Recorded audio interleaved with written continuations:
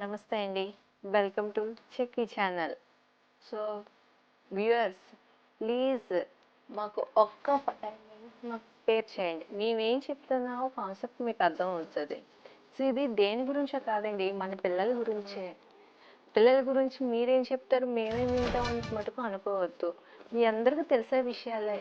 కానీ మనం ఏదైనా పరీక్షకి వెళ్ళేటప్పుడు, లేకపోతే ఏదైనా సందర్భం వచ్చినప్పుడు కొన్ని కొన్ని జ్ఞాపకాలు తెచ్చుకుంటూ ఉంటాం కదా! అలాగే మనం చేసేది ప్రతిరోజు విషయాలే అయినా సరే, మనం చెప్పాలి అనుకున్నది కొన్ని కొన్ని విషయాలు ఉంటాయి. అవి మళ్ళీ మళ్ళీ మనం జ్ఞాపకం చేసుకుంటూ ఉంటేనే మనం ఏం చేయాలో అన్న బాధ్యతలు మనకు తెలుస్తూ ఉంటాయి. ఈ రోజుల్లోని పిల్లల గురించి చూస్తుంటే ఉదయం లేస్తున్నారు, వాళ్ళు ఏవో బుక్స్ పట్టుకొని స్కూల్స్ కనుక్కొని కాలేజెస్ కానీ వెళ్ళిపోతున్నారు. మరి అలాగే సాయంత్రం వాళ్ళు వస్తున్నారు, వాళ్ళ పని ఏదో వాళ్ళు చూసుకొని తినేసి పడుకొని పోతున్నారు. వాళ్ళతో పాటు మనం ఏం చేస్తున్నాము, ఉదయం లేచామా, వాళ్ళ క్యారేజెస్ పెట్టేసామా, పంపించేసామా. అలాగే సాయంత్రం వచ్చారా, వాళ్ళకి ఏం భోజనం చేశారా, పడుకున్నారు. మరి వాళ్ళు స్కూల్కి వెళ్తున్నారు కదా, మరి స్కూల్కి వెళ్ళేటప్పుడు వాళ్ళు ఎలా చదువుతున్నారు, వాళ్ళతో ఉన్న ఫ్రెండ్స్ ఎవరు, ఆ ఫ్రెండ్స్ ఎలాంటి వాళ్ళు, తిను ఎలా చదువుతున్నది, తన అలవాట్లు ఏంటి, తనకి హెల్త్ పరంగా ఏమైనా ఇబ్బందులు ఉన్నాయా. సో ఇలాంటివన్నీ మనం కనుక్కోవాలి కదండి. అదేంటి, తనకి ఏదో జ్వరం ఉంటే మనకు తెలిసిపోతుందిగా, తన ఫ్రెండ్ ఎప్పుడైనా ఫోన్ చేసినప్పుడు మనకు తెలుస్తుందిగా. వాళ్ళు ఎప్పుడో ఫోన్ చేసినప్పుడు మనకు తెలిసి అప్పుడు నాలుగు ఖర్చుకోవాలి ఎందుకు.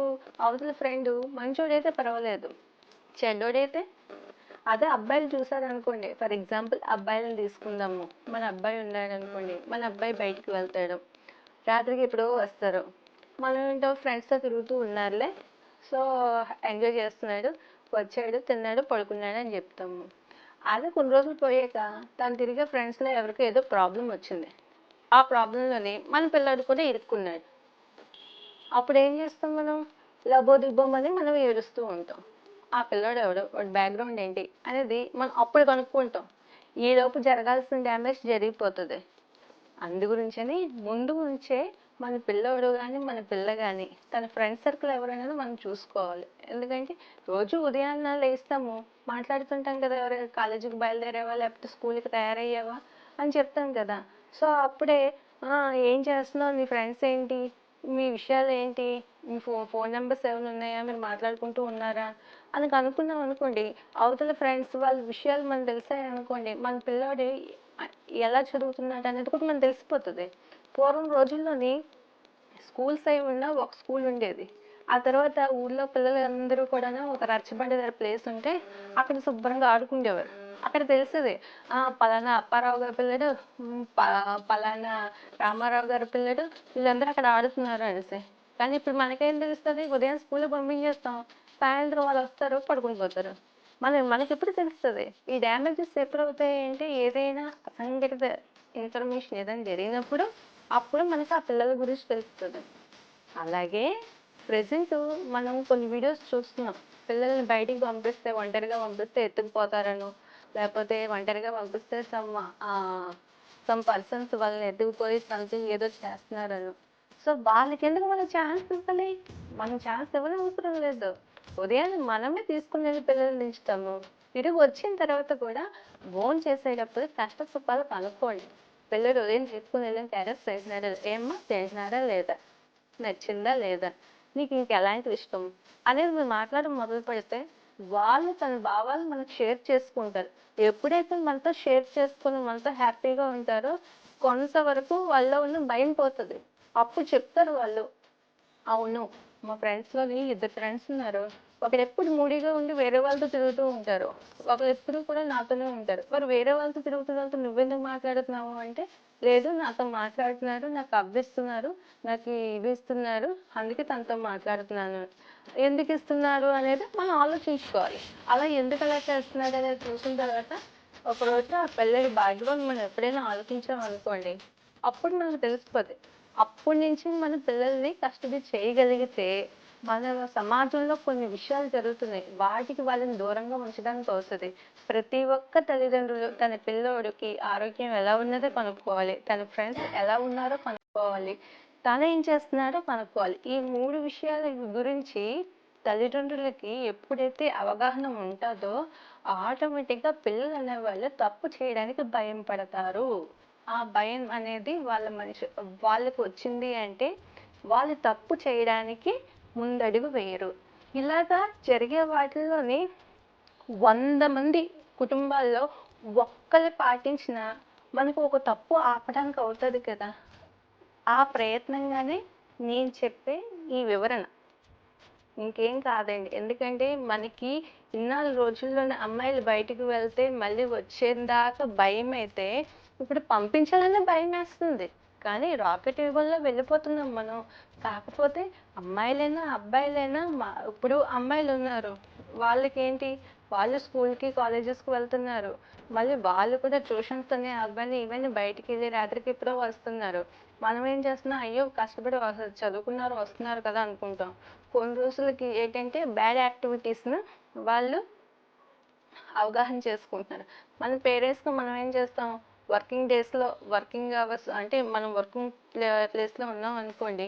ఉదయం 2 మంచి మాటలు మాట్లాడాం అనుకో పిల్లలతోని, "ఏమ్మా మీ ఆరోగ్యం ఎలా ఉన్నది? నీ ఫ్రెండ్స్ ఎలా ఉన్నారు?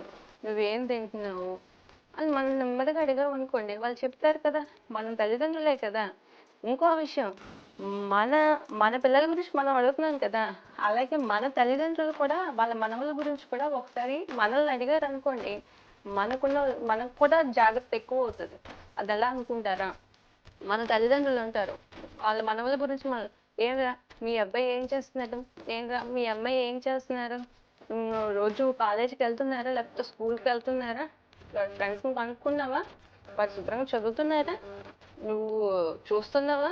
లేకపోతే ఉదయాన్నే వెళ్తున్నాడు, రాత్రికొస్తున్నాడు, పడుకుని పోతున్నాడు నువ్వు పట్టించుకోవడం లేదా?" మనల్ని అడిగారనుకోండి, మన దగ్గర వాళ్ళకి ఆన్సర్ ఉండాలి కదా! అలాగా వాళ్ళకి వాళ్ళకి చెప్పాలంటే ఆన్సరు మన చేతిలో ఆన్సర్ ఉండాలి. అందుకే పర్టికులర్‌గా చెప్తున్నాను. పిల్లల విషయంలో మనం చాలా జాగ్రత్తగా ఉండాలి. వాళ్ళని ఎప్పుడు వదలకూడదు.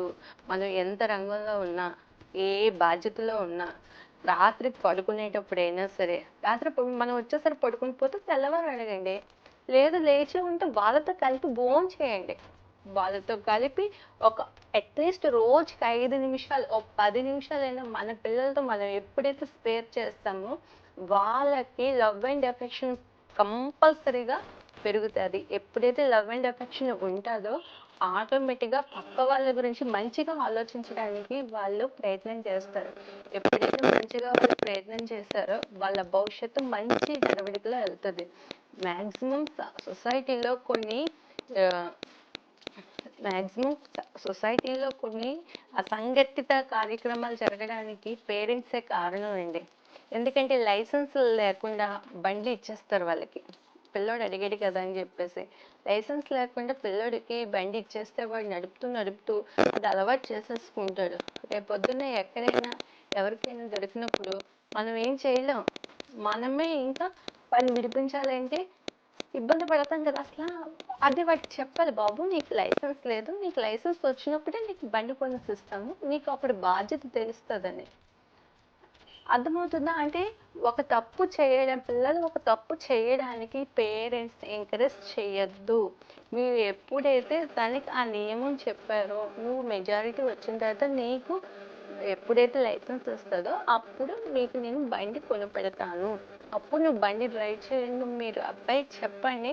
అలా మీరు చెబుతూ ఉండండి.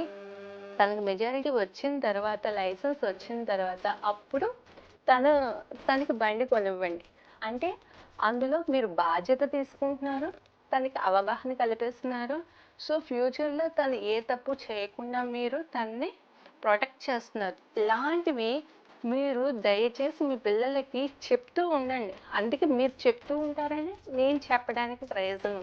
ఎందుకంటే రోజు కూడా చాలా చాలా యాక్సిడెంట్లు చూస్తూ ఉన్నామనమాట. మెయిన్ రీజన్స్ దాని గురించే మీకు నేను చెప్పాను. పిల్లల పట్ల ప్రేమానురాగాలు పంచండి. రోజుకి ఒకసారి వాళ్ళకి ఇష్టాలు ఏంటో కనుక్కోండి. తద్వారా మనం వాళ్ళకి నేర్పిస్తే వాళ్ళు ఫ్యూచర్‌లో సొసైటీకి మంచిగా